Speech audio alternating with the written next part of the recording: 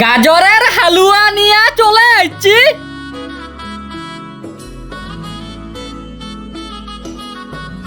মাথা ঘুরার মতন ভুই বাড়ি দিয়ে দৌড়ায় আসে, ফ্রেশ ফ্রেশ দেখে গাজর গিলা ওঠাই নিম।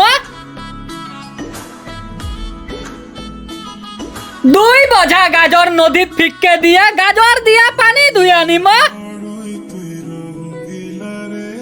গাজরে চষা গিলা খেকেরায় খেকেরায় ওঠায় ফেলায় দিম। গাজরের চষা ফেলা হয়ে গেছে, এইবার ঘষা দিয়া মিহি করে ঘষে নিম। বেরেনশটের মতন আসে, কান্তাই বসায় ঘিউ ঢালে দিম। 1 ডেকচি মিহি গাজর ঢালে দিয়ে 2.5 ঘন্টা নাড়ে নিম। মঞ্জুর হয়ে গেছে, এইবার দুধ ঢালে দিম। 1 প্যাকেট দুধ টানে আনিছে, আরেক প্যাকেট ঢালে দিম। সাদা দানা চিনি,